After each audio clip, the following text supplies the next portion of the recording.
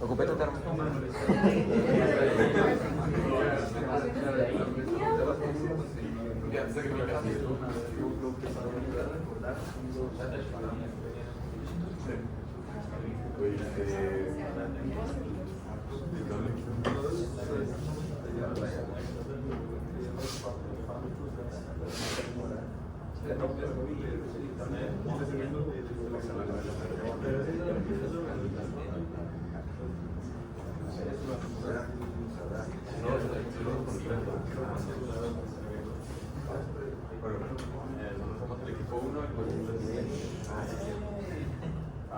We are team one, and this is our failure analysis for the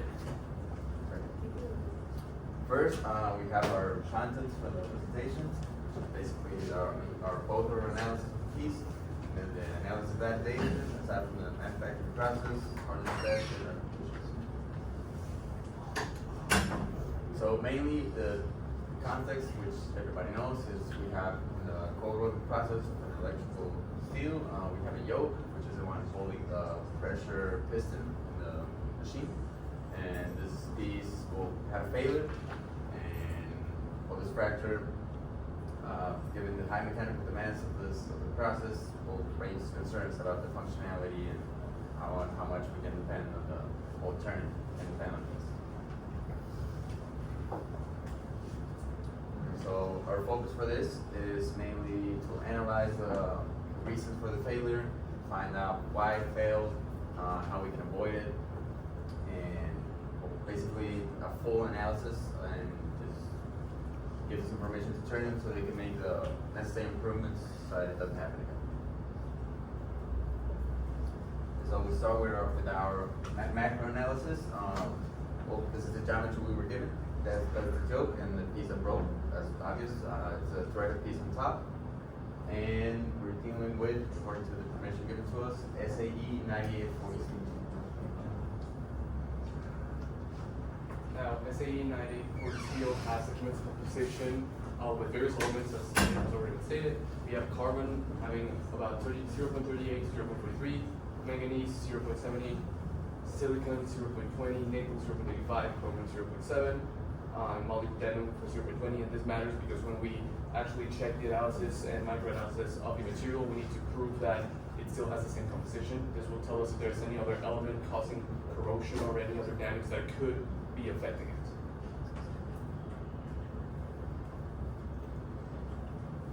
So, the mechanical properties for SAE 9840 steel is actually a pretty good one. It has a tensile strength of 73 megapascals, yield strength of 690 megapascals, an elongation of 13% when you analyze 2 inches, and finally a brittle hardness of 322. For the non-destructive inspection, the teachers obtained from the penetrant liquid test were revealed us the highest fracture zones is located at the base of the thread of the yoke. This means that this component could have failed because of tensile stress and conversive stress. Now, actually analyzing the failure zone, we can see it's a combined force, meaning that it has multiple origins where the force is going through the yoke. And we actually have this diagram where we see the fatigue zones and the instantaneous zone. Judging and comparing to the diagram to the left, we can see, I can't imagine how the multiple origins of the force would all come through here and then make this actual break in the yoke. And then we can also see it has kind of smooth layer in the fatigue zone and rough instantaneous zone. Well, and for the first approach in the microanalysis, we have 2 SEM magnifications at 1000, and one method is the backstarter method, and the other one is the secondary electron microscopy method. And first, we can see that there are feather-like structures. This could mean that it is our first approach to the face of the material, and it can show that it is rough between planes, and it shows the cleavage between them. So we can see how this is a rough pad and not only shows the different sections, it only shows the feather-like structure and how it's composed. Okay, so for keeping up with the microanalysis, we made the ES. According to the SEM test we made, these were the data taken from that test. And making the comparison with our technical sheet of Cerviacero, we took out that manganese and silicon are the only ones in range with Cerviacero. Nickel is completely absent from the piece. Carbon is high due to contamination. Molybdenum is slightly below, and chromium is slightly above.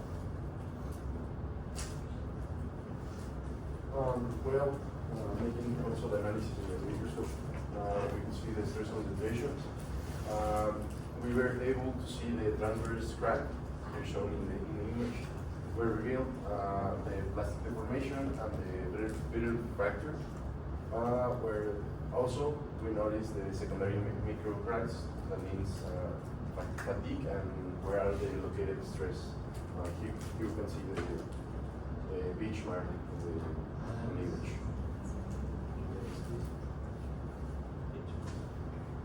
Also, we locate little rupture zones. This is one of the example of them, where means stress concentration points with smooth cracks and also near to the beach marks.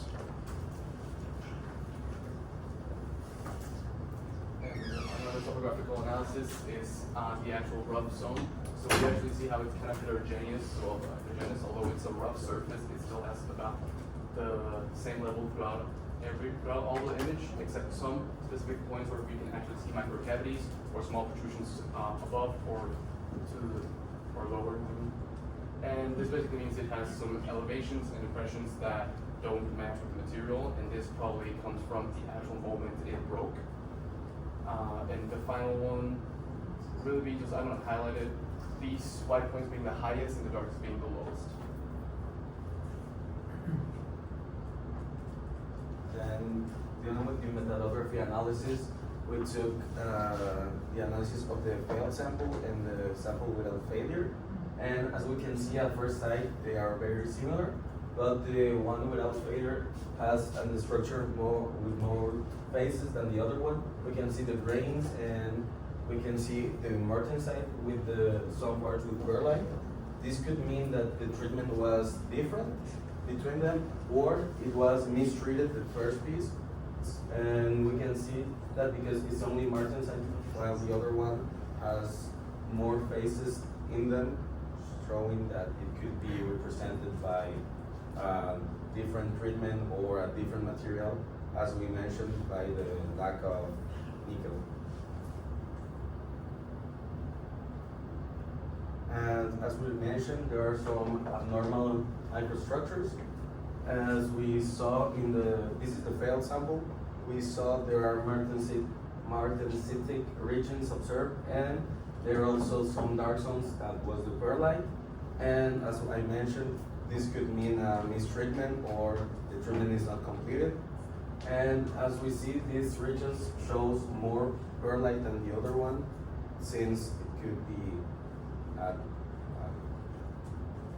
tema de tratamiento.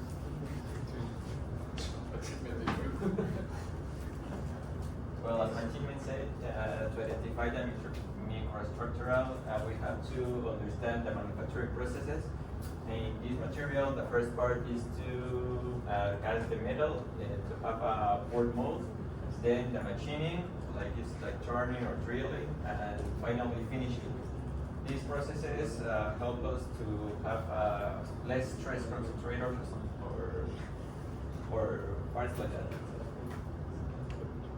Also, in the heat treatment, we identify two of them. There's the quenching, which is heated, and then like quenching, as he said. Then it's reheated to get that tempered, and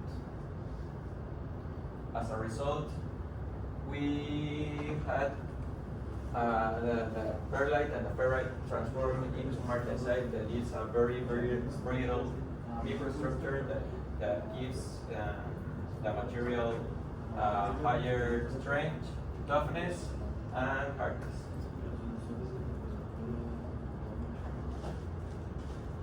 So for the hardness test made on the labs here, we have both the piece without the failure and the piece with the failure.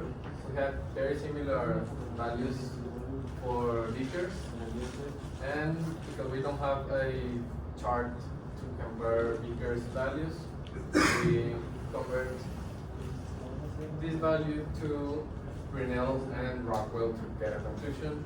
So the only value, the closest value of beakers we could compare was 285, two values down for which we have.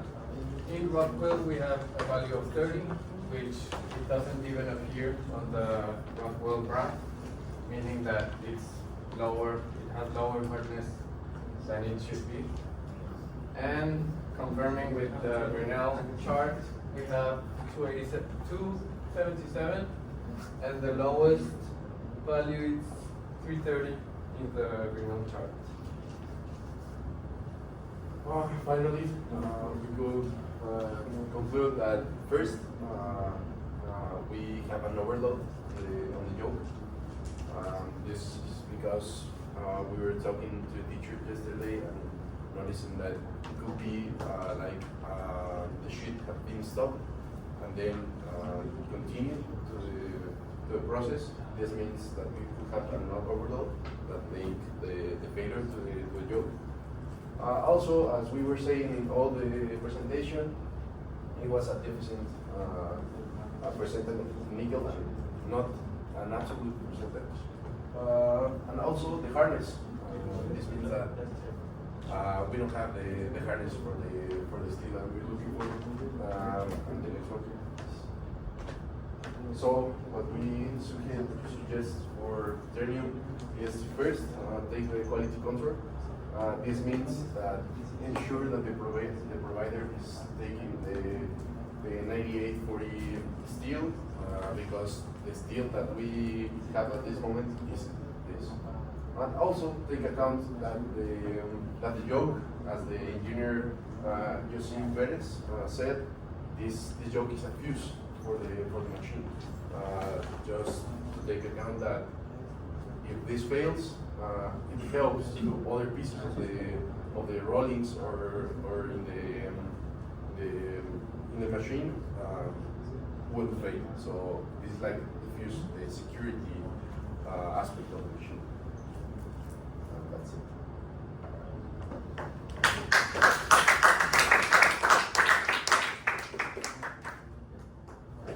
Yeah, I think you did a great game compared to what you delivered the first time. This is different. I'm glad that you did all this work. So finally got it. What's the purpose of doing this? So yeah, thank you for doing what you did, and that's it. You did good. Thank you. Bravo.